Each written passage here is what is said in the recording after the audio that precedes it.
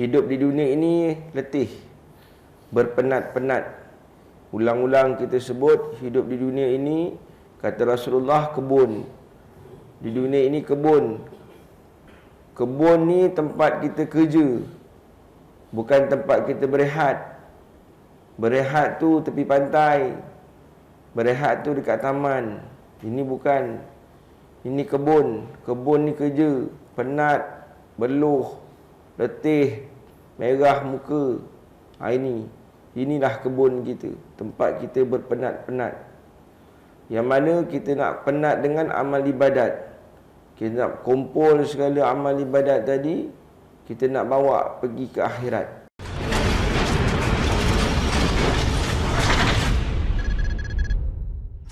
Imam sedang jemaah muslimin muslimat rahmati Allah. Assalamualaikum warahmatullahi wabarakatuh.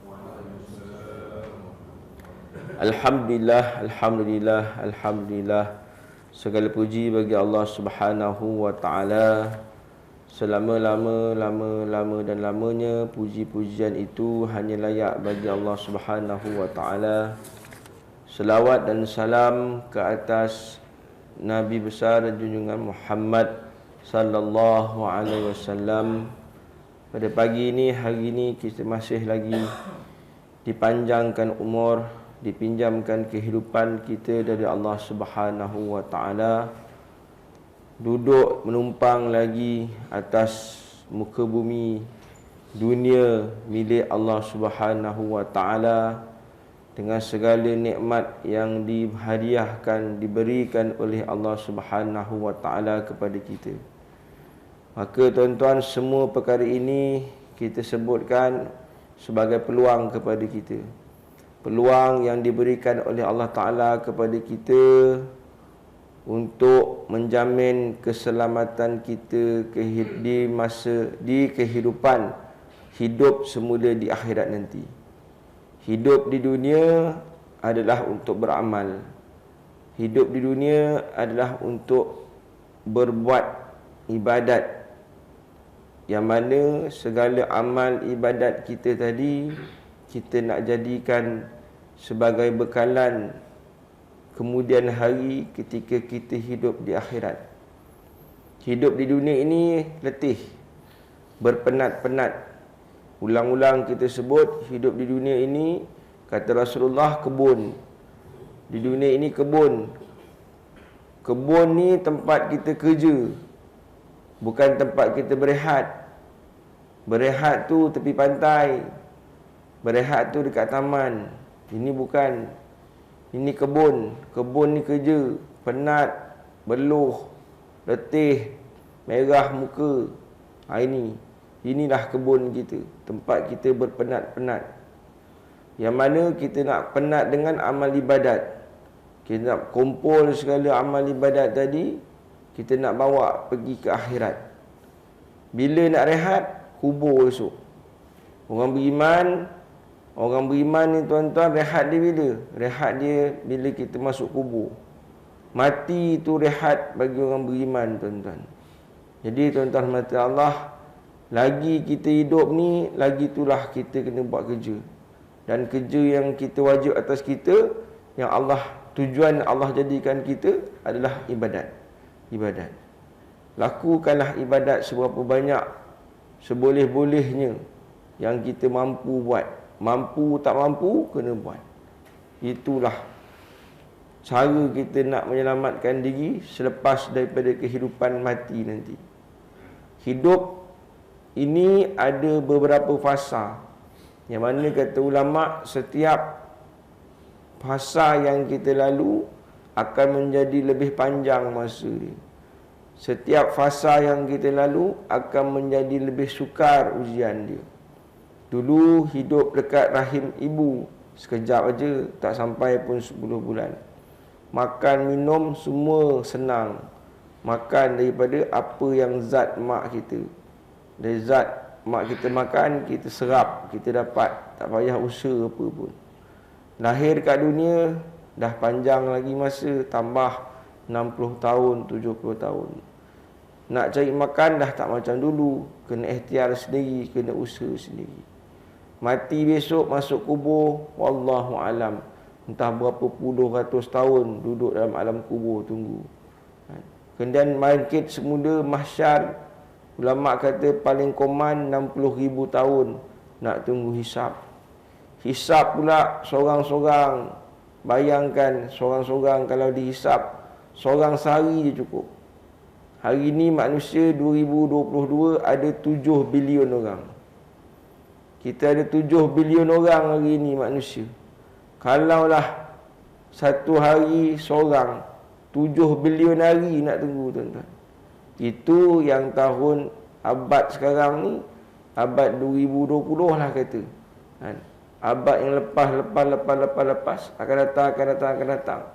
Berapa lamalah masa kita duduk di mahsyar Allah Subhanahu Wa Taala, sehinggalah ke akhir kehidupan kita yang kita idam-idamkan, iaitu di syurga Allah Subhanahu Wa Taala buat selama-lamanya.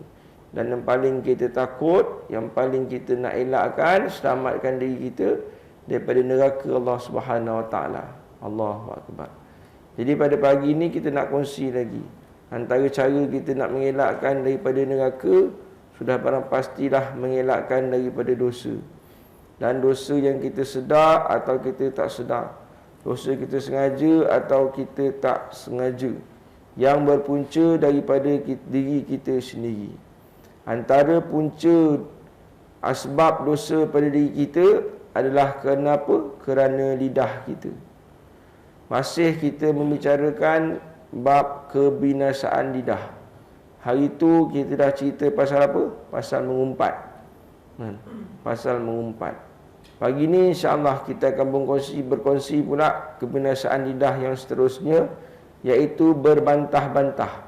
Engkau cakap, aku bantah. Aku cakap, engkau bantah. Aku cakap, kau lawan. Kau cakap, aku lawan. Berlawan je kerja ni. Bertengkar lah. Senang cakap, bahasa kita ni bertengkar. Asyik bertengkar siang, malam, pagi, petang. Siapa? Mak dengan bapak engkau lah. Bising aja, tengkar je.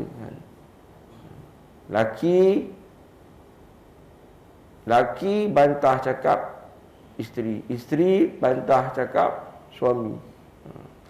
Jadi ini termasuk dalam kebinasaan lidah. Cerita bertengkar ni, cerita berbantah-bantah ni masuk dalam kebinasaan lidah. Allah jadikan untuk kebaikan apa lidah, tapi kita gunakan untuk kebinasaan. Kenapa nak jaga lidah jangan bertengkar? Sebab kita nak jaga hati. Nak jaga hati. Hati kita nak jaga, maka kita kena jaga lidah.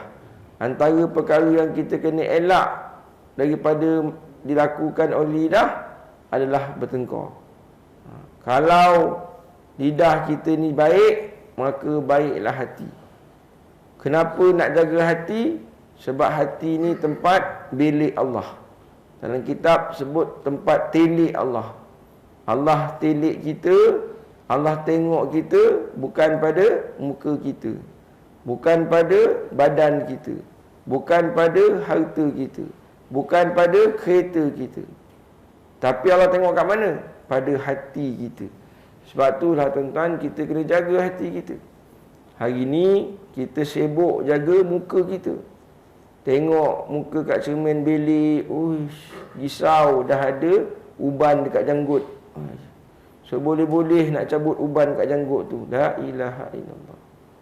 Dah ada uban dalam bulu hidung, dalam lubang hidung. Uban pula bulu hidung aku. Bergaya-gaya biji mata nak cabut uban bulu hidung. Kenapa susah payah ni? Sebab nak jaga muka kita, tempat bilik manusia. Biar orang tengok kita muda je kononnya. Sampai bila nak muda? Biar je lah. Jaga kereta kita, kilat, lap, kilat 24 jam. Orang mua kata apa? Berkinyor kereta.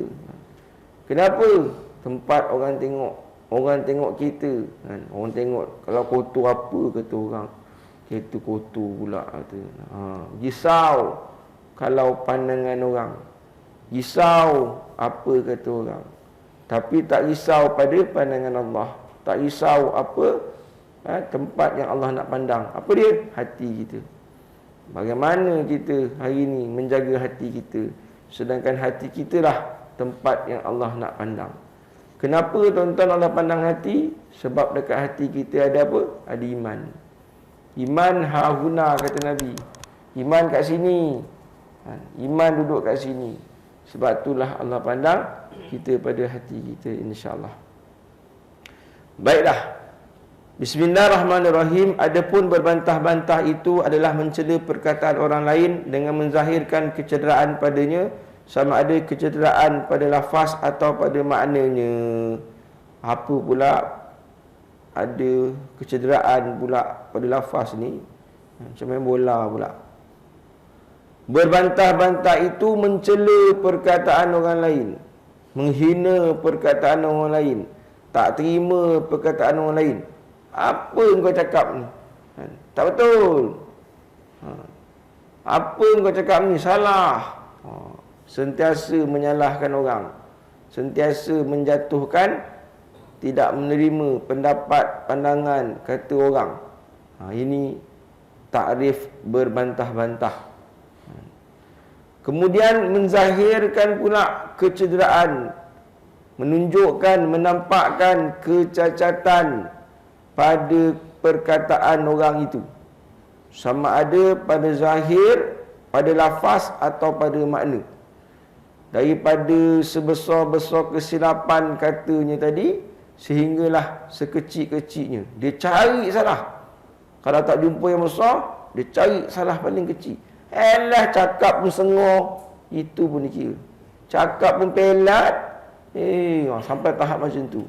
Dia mencari kesalahan orang, mencari keaiban dalam perkataan orang, tuan-tuan. Ini Allah dah pesan dalam Al-Quran, apa perkataan dia? Wala tajassasu. Wala tajassasu. Jangan cari salah orang, jangan cari aib orang. Kita ni jaga diri kita ni, tuan-tuan. Jangan sibuk nak cari aib orang. Yang kita nak cari apa? Aib diri kita, betul? Ulang-ulang kita cakap dalam kuliah kita, muhasabah diri. Muhasabah diri. Orang yang bijak, Nabi kata orang yang muhasabah diri. Benda makna muhasabah diri? Orang yang mencari keaiban diri dia. Bukan tengok boncet, boncet pun aku ni. Tak payah. Keaiban dalaman kita, boncet ke, gemuk ke, pendek ke, itu dah Allah punya urusan, Allah punya ciptaan. Yang kita nak usaha, yang kita nak bimbang, akhlak diri kita ni, dalaman diri kita ni, yang Allah pandang diri kita ni. Apa orang kata? Biar tak handsome tapi kaya. Biar tak handsome tapi masuk syurga. Betul? Tak handsome pun tak apalah. Tak handsome pun dah kahwin, anak pun dah ada. Betul? Nak mana handsome ke mana lagi? Tak handsome, yang penting masuk syurga. Masuk syurga besok semua handsome. Apa nak susah? Hidup dunia sekejap ni kan. Jadi kita muhasabah diri. Apa Nabi kata? Orang yang bijak, paling bijak orang yang muhasabah diri. Makna muhasabah ni, cari aib diri kita, cari salah diri kita dengan tujuan nak baiki diri kita. Bukannya mencari aib orang. Kalau kita cari aib orang, itu namanya kita nak binasakan diri kita. Kita nak campakkan diri kita. Mata kita ni, selalu kita cakap, biar jadi mata lebah. Mata kita ni jangan jadi mata lalat. Mata lebah, walaupun dia pergi tempat sampah, dia tak nampak sampah. Dia nampak apa? Dia nampak bunga je. Ada bunga jauh kat celah-celah tu, sekuntum bunga. Bunga tu yang dia nampak. Sebab apa? Mata dia mata lebah.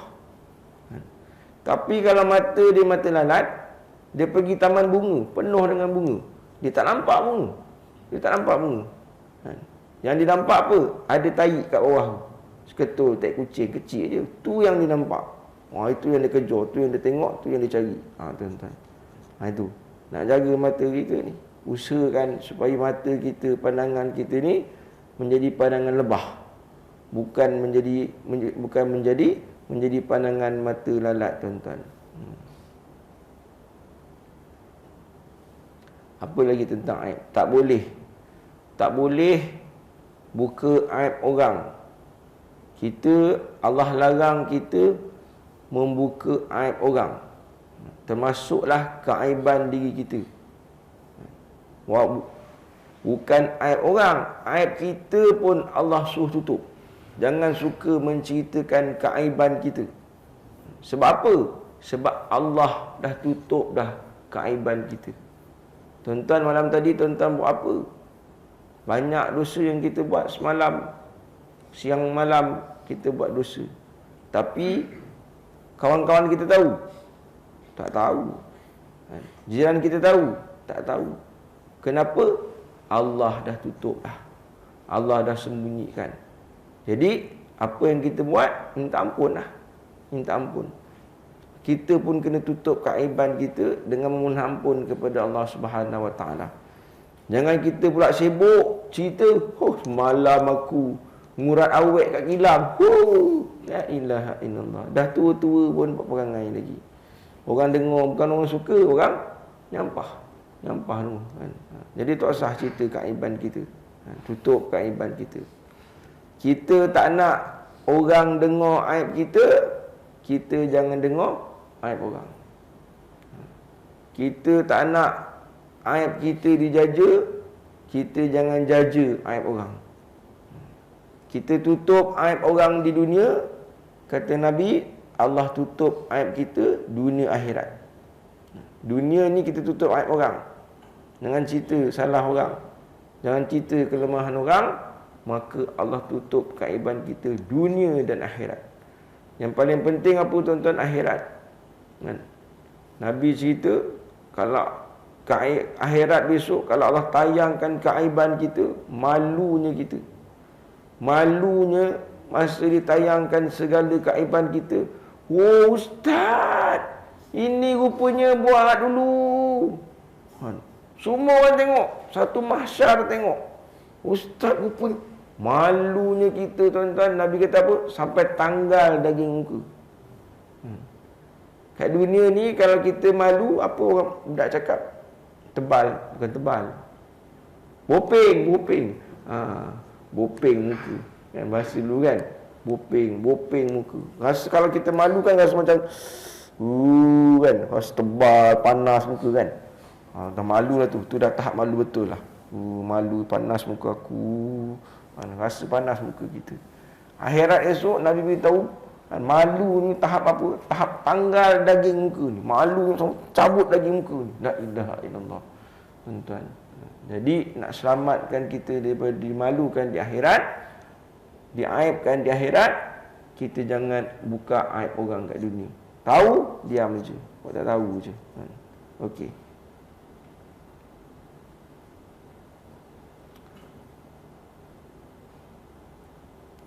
Pada lafaz dan pada makna, yang zahir ataupun yang batin, yang nampak ataupun yang tidak, yang besar ataupun yang kecil. Ini orang yang berbantah-bantah, suka mencari kesalahan dalam perkataan orang. Habis. Yang dibangkitkan pada perbantahan itu dua perkara. Dalam bertengkar tu ada dua perkara, kata Syekh Abdul Qadir Al-Mandili, ulama kita yang mengarang kitab ni. Orang Mandil. Orang Mandil ni orang apa? Orang Indonesia.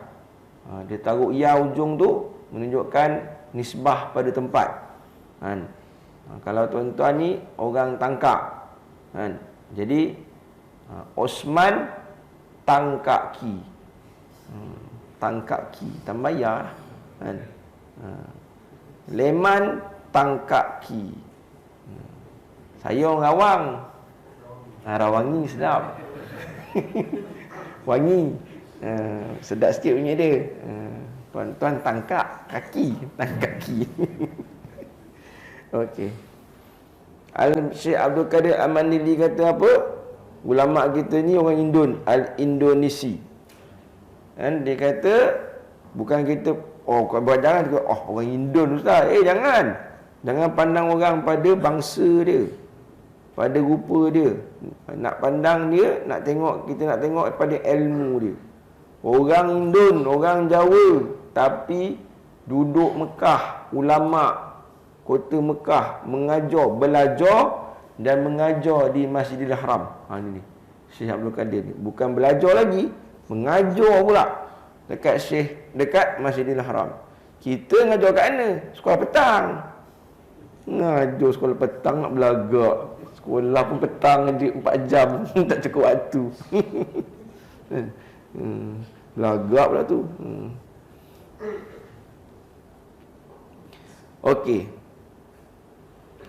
Apakah dua perkara yang dibangkitkan, kata Syekh Abdul Qadir ni, bila kita bertengkar?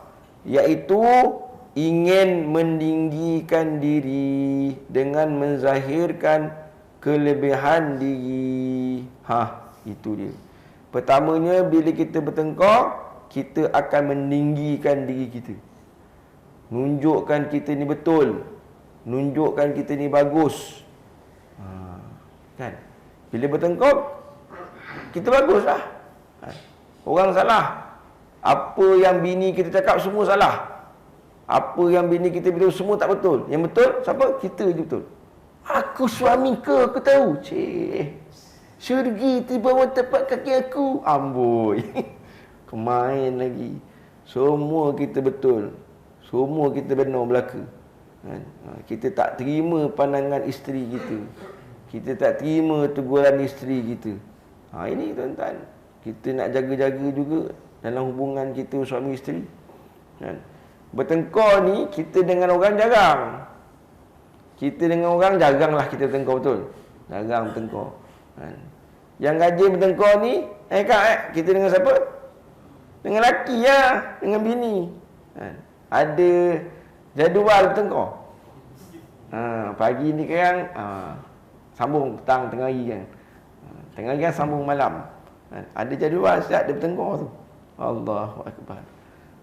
Bila kata bertengkar, yang pertama, keaiban dalam bertengkar ni adalah meninggikan diri.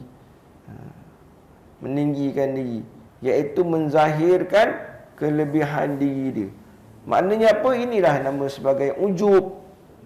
Ini yang dinamakan sebagai takabur.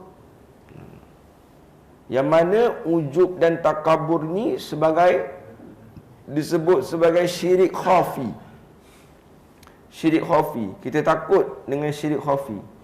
Kita insya-Allah tak risau dengan syirik jali. Syirik nyata kita tak buat.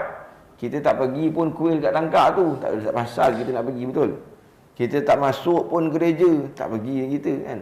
Kita tak pergi pun terpekong. Tak pergi terpekong kita. Buat apa nak pergi terpekong gereja tempat orang bukan Islam kan? Tak pergi busut. Tak pergi pokok besar dalam tengah hutan.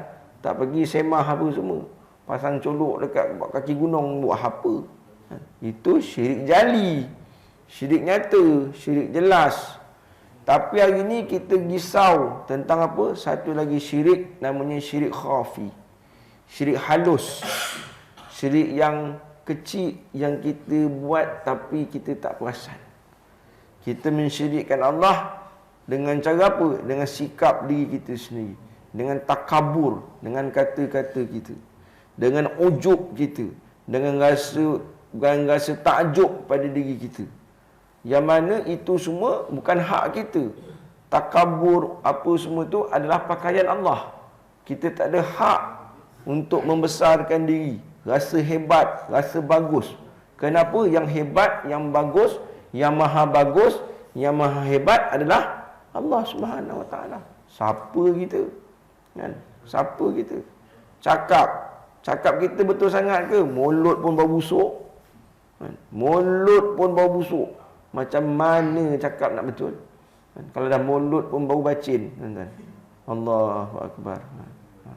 Ini yang kita nampak. Pertama-tamanya bila kita bertengkar, iaitu timbul perasaan meninggikan diri dengan menzahirkan kelebihan diri dia. Riak pun dia. Bila bertengkar ni ada rasa riak.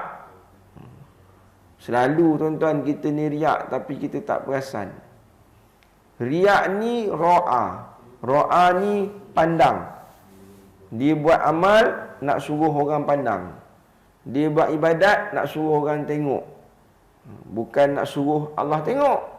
Nak bagi Allah tengok, tapi nak bagi orang tengok amal ibadat dia. Ciri-ciri riak, malas beramal bila seorang-seorang. Pergi surau orang tak ada orang. Duduk nyanda. Tiba-tiba orang datang, Pak Imam datang, AJK datang, terus bangun. Buat apa? Semayang terus. Non-stop. Orang tengok, calon pengerusi. Terus calon pengerusi. Rupa nak isi barang kuning. Nak jadi pengerusi. Patut tiba-tiba rajin semayang. Ni ciri-ciri orang riak. Malas ibadat bila seorang, rajin ibadat bila ramai orang. Seorang-seorang malas, bila ramai orang rajin lain macam, kata dia. Kemudian tambah ibadat bila dipuji, kurang ibadat bila dikeji. Nampak pula hari ni bas JDT datang, tiba-tiba masuk dalam taman. 2 bas tumpang semayang maghrib. Selalu maghrib Pak Imam baca biasa je. Hari tu pasal bas besar datang, maghrib bantai baca Yasin. Ya, bukan imam sini ni contoh. Ni imam rawang sana. Maghrib dibantai baca Yasin. Yasin. Taranum pula tu. La ilaha illallah. Kau main lagi. Pasal apa? Pasal nak tunjuk orang ramai. Orang luar matang, orang luar dengar. Bila tak ada orang kampung je tengok belakang, balik-balik orang ni. Dia baca apa? Qul huwallahu ahad, Allahus samad, Allahu akbar. Bagi 2. Qul huwallahu bagi 2. Jimat kata dia. Jimat kata dia. Alhamdulillah. Dan tuan-tuan, ini ciri-ciri orang riak tadi kan. Moga-moga kita tak ada dah ciri-ciri dalam diri kita. Elakkan diri kita daripada riak.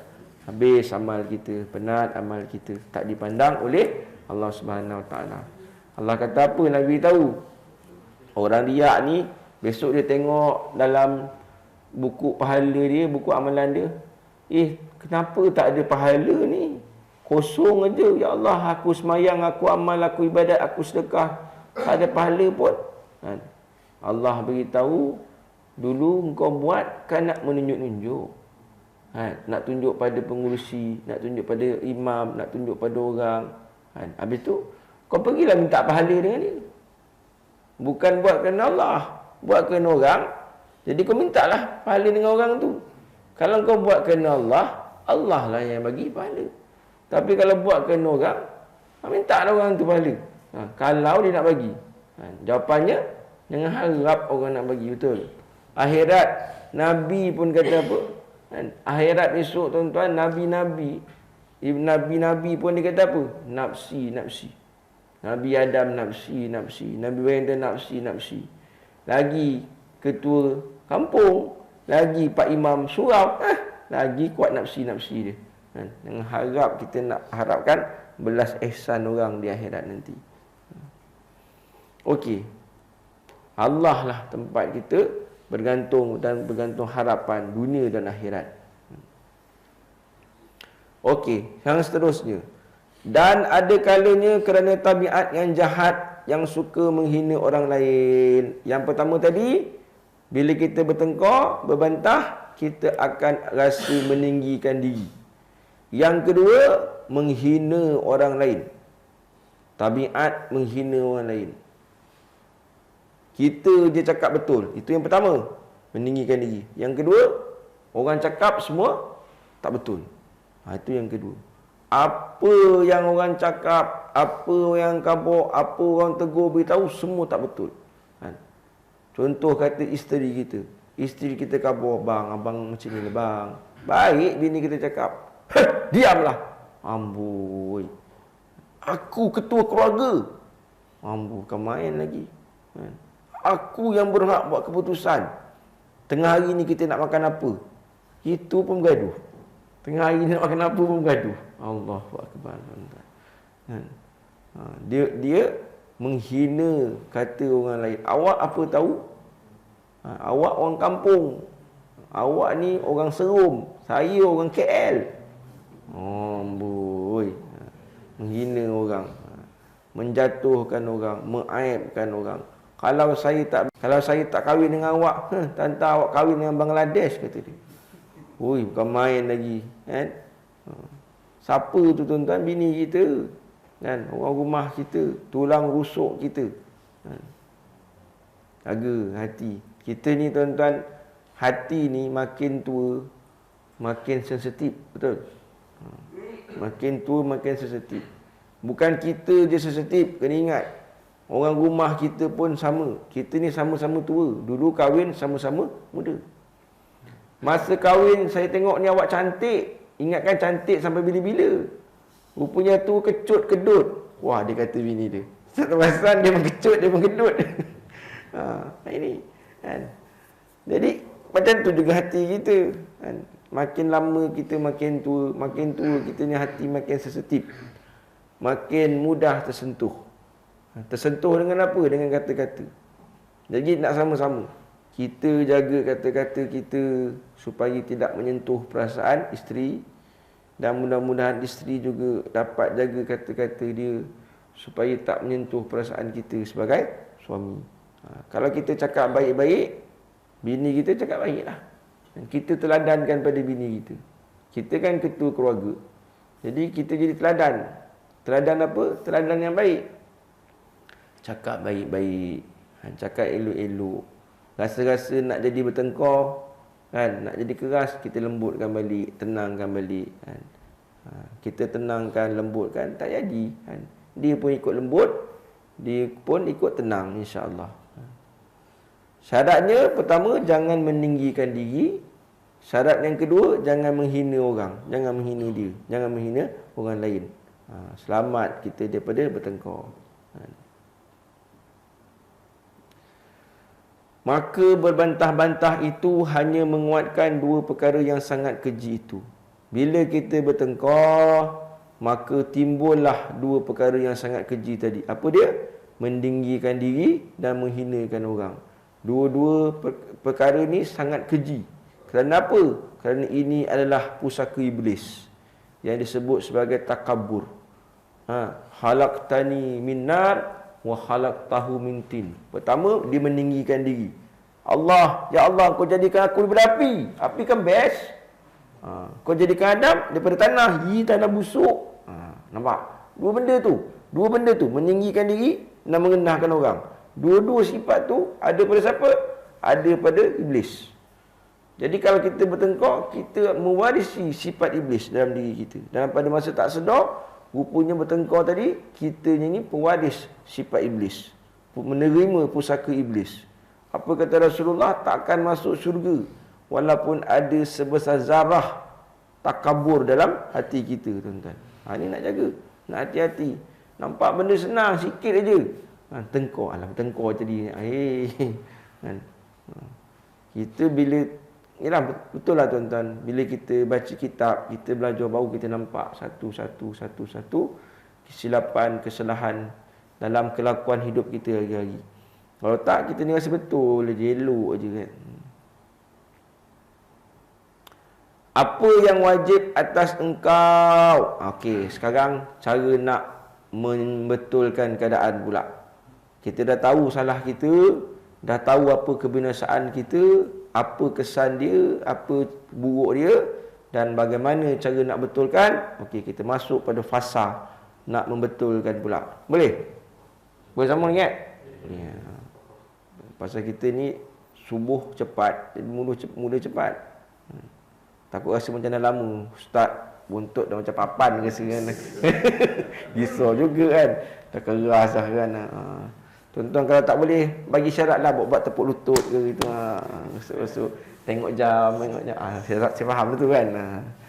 Dah tengok jam, dah rusuk-rusuk lutut dan dah rusuk-rusuk perut. Dah lapar dah tu kan. Okey. Nanti bagi signal lah kan. Okey. Apa yang wajib atas engkau ialah engkau membenarkan apa yang engkau dengar dari perkataan yang sebenar. Ini tips dia.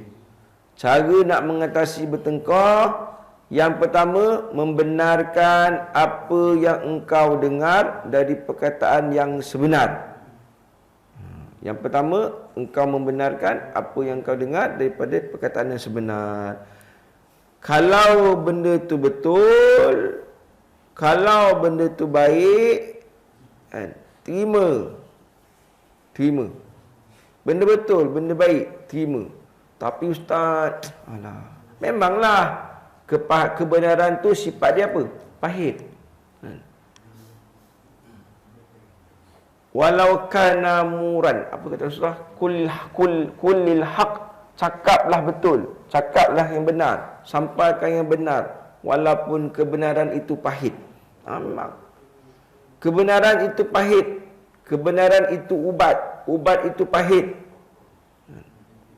Nak tak nak kita kena telan kalau kita nak betul, kalau kita nak sihat. Nak sihat tak? Nak. Makan ubat. Pahit. Nak sihat tak? Nak makan juga kita. Segenggam ubat sehari kita makan. Kenapa? Macam-macam ustaz. Gout, darah tinggi, kencing manis, darah rendah, macam-macam lah. Habis tu ubat adalah dalam 2 genggam. Sebab apa? Nak sihat. Pahit tak? Pahit. Macam itulah kehidupan kita. Kita nak betulkan hidup kita, kita nak betulkan diri kita, kita kena terima kebenaran. Kita kena terima teguran.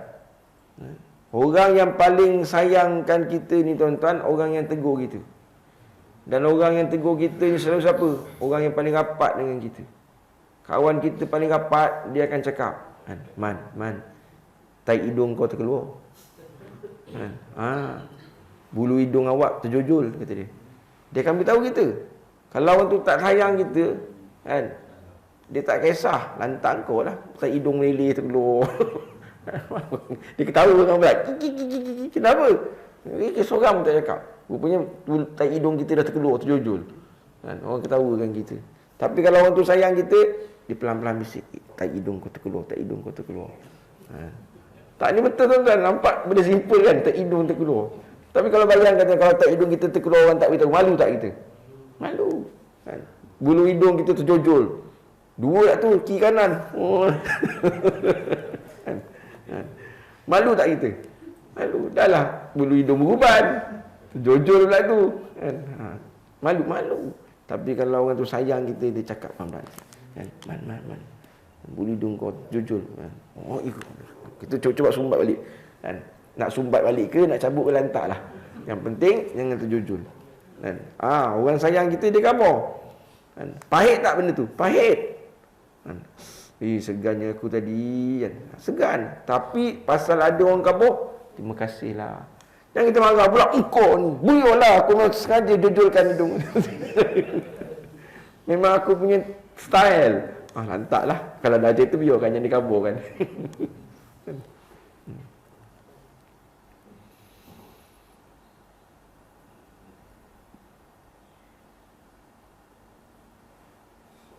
Orang yang tegur kita tu orang yang sayang kita. Dan orang yang paling sayang kita siapa? Bini kita lah. Bini kita, anak kita. Jadi bila bini kita tegur, jangan mudah kita nak marah, nak melatah. Mungkin cara tegur dia tadi kasar ke, tak elok ke, kita jernihkan aja. Jernihkan aja, elokkan aja, tenangkan aja. Lawan perempuan, perempuan ni kan selalu ikut emosi, ikut perasaan. Kita sebagai suami jangan terikut-ikut pula. Kita kontrol dia. Kita yang jaga dia, bukan dia jaga kita. Kita yang uruskan dia, bukan dia yang uruskan kita. Jadi kita bantu dia uruskan diri dia. Okey. Apa tadi? Membenarkan apa yang engkau dengar daripada perkataan yang sebenar, dan engkau diam daripada apa yang engkau dengar daripada perkataan yang salah. Ada dua cara. Yang pertama, kalau dengar benda benar, kita terimalah. Tapi kalau benda tu salah, nak buat apa? Diam. Diam pula. Benda tu salah, benda tu tak betul, kita tak buat pun. Kita tak pergi pun mak janda tu. Contoh, kan? Kita tak kenyat mata masuk abuk tadi, kan? Dia tuduh kita macam-macam. Abang tu, abang ni, abang ni, abang tu. Allahu akbar. Buat tak? Tak buat. Tak ada niat pun, kan? Jadi tak usah dilayan. Nabi ajar apa? Diam aja. Diam aja. Diam ni tuan-tuan dapat menjernihkan keadaan. Diam ni dapat mengelokkan keadaan. Sebab apa? Kalau kita layan, kita bantah, dia akan jawab. Kita kata tak, kita kata tak, dia kata hari ni tak, besok-esok dia buka cerita esok pula. Dia akan jawab, kita kata tak, dia akan ungkit yang lepas, dia akan ungkit yang dulu, dia akan buat cerita yang ke depan, macam-macam dia akan buat. Sebab apa? Sebab kita jawab, sebab kita layan. Bila kita menjawab, kita melayan, dia panjanglah, pam. Jadi Nabi ajar kita, ulama ajar kita, apa ulama ajar kita? Dia kata diam. Bila benda tu tak betul, bila benda tu salah, bila suami kita tuduh macam-macam, kita tak buat benda, jangan dilayan aja. Yang kita nak buat apa? Diam aja. Buat tak tahu. Buka Netflix, tengok Mak Kilau. Habis cerita.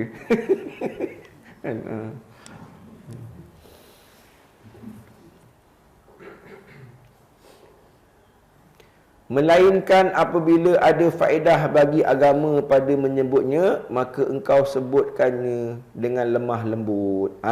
Melainkan ada faedah. Kalau ada faedah, ada kepentingan. Kepentingan pada apa? Pada agama. Yang ini penting, tuan-tuan. Maka kita sebut, kita sampaikan, kita cakap balik. Dengan cara apa? Dengan cara lemah lembut. Jangan lawan pula. Jangan keras. Aku tak buat lah. Jadi hijau pula. Jadi Shrek pula. Hijau pula dah. Bukan jadi Hulk, jadi Shrek. Yang faham-faham lah. Yang tak faham angguk je, ketawa je lah. Buat-buat faham. Maknanya lawan, bukan lawan. Maknanya jawab, tapi jawab dengan lemah lembut. Nak tegur, tegur dengan lemah lembut. Tuan-tuan, penting tak? Penting. Apa? Ada satu istilah, qaulan baligha dalam Al-Quran. Tegur. Tegur dengan perkataan yang terkesan. Tegur dengan perkataan yang terkesan. Siapa ni? Ini cerita kalau berlaku kemungkaran. Contoh, kita nak tegur orang.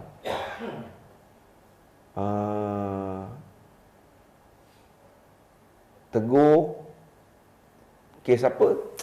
Yang joget dandut tu. Joget dandut kan. Joget dandut kan. Ada ulama tegur, bagus. Memang kena tegur. Gelik joget dandut.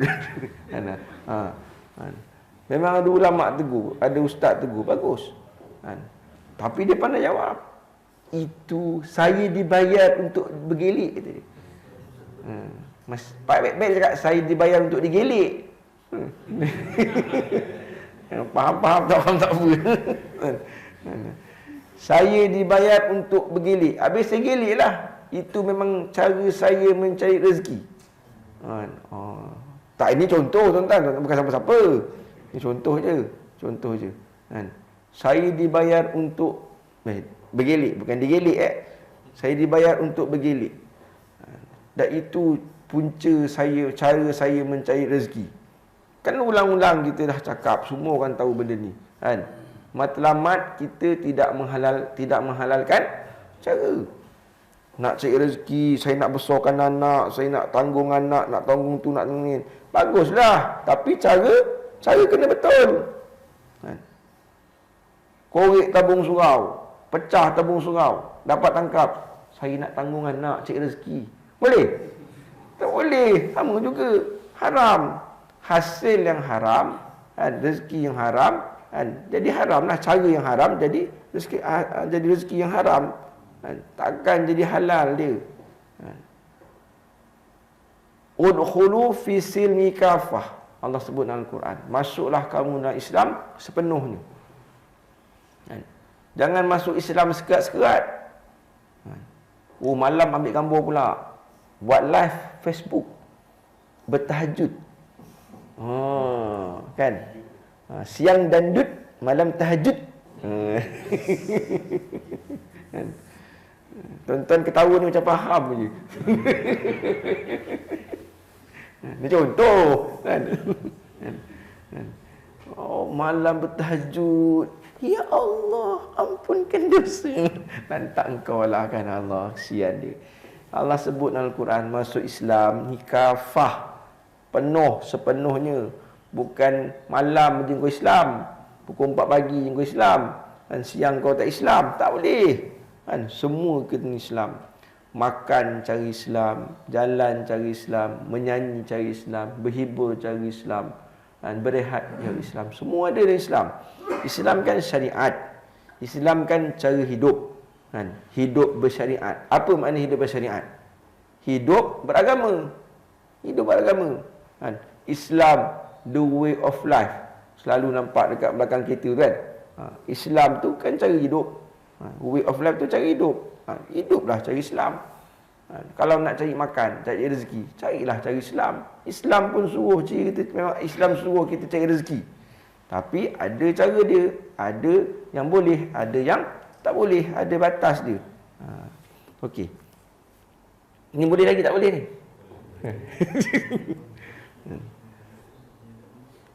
Sebut dengan lemah lembut. Okey, habis.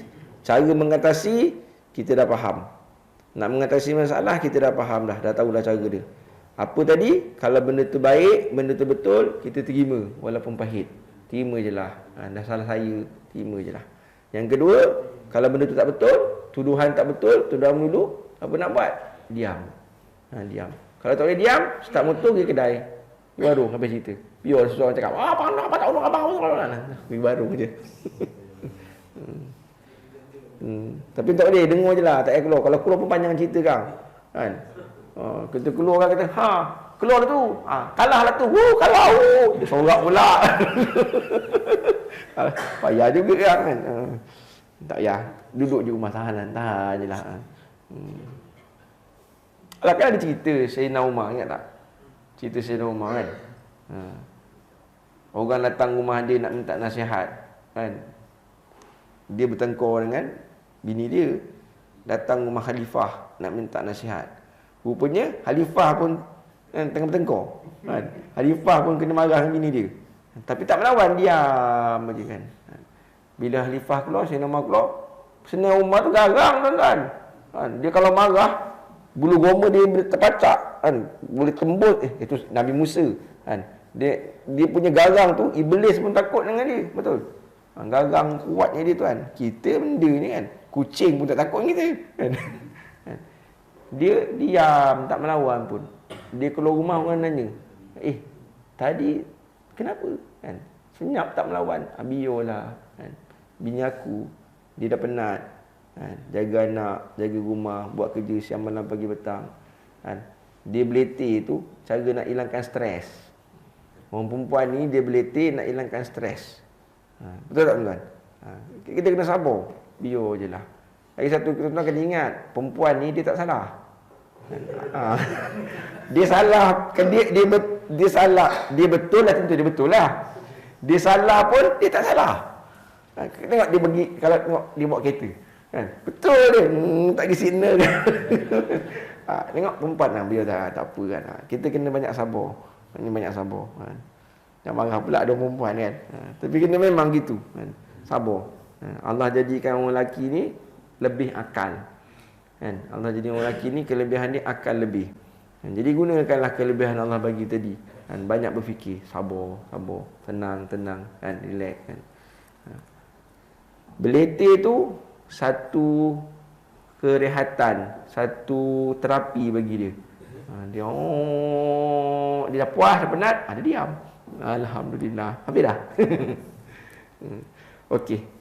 Macam dah lama tu kan. Sambung lagi ke? Saya bagi sikit je supaya ingat akan datang. Dalam satu hadis Abu Umamah radhiyallahu anhu, Rasulullah SAW bersabda, apa yang nak cerita ni, Nabi nak beritahu ganjaran orang yang mengelakkan daripada bertengkar. Tadi kita dah baca cara nak mengelakkan bertengkar, dan kalau kita elak daripada bertengkar, apakah ganjaran pahala yang Allah nak bagi, yang Nabi beritahu pada kita, iaitu Allah nak bagi pahala, Allah nak bina mahligai di pinggir syurga kalau kita salah. Kita salah, ni saya ringkas ni.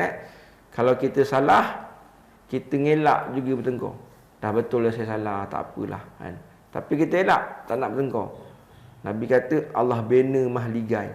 Bukan rumah semedi, bukan banglo, mahligai. Lebih besar daripada istana kan? Syurga kan? Di pinggir syurga. Kita kan suka buat rumah kat pinggir-pinggir, betul? Di pinggir bukit, di pinggir sungai, di pinggir hutan kan. Ini di pinggir syurga. Tuan-tuan, salah pun dapat mahligai.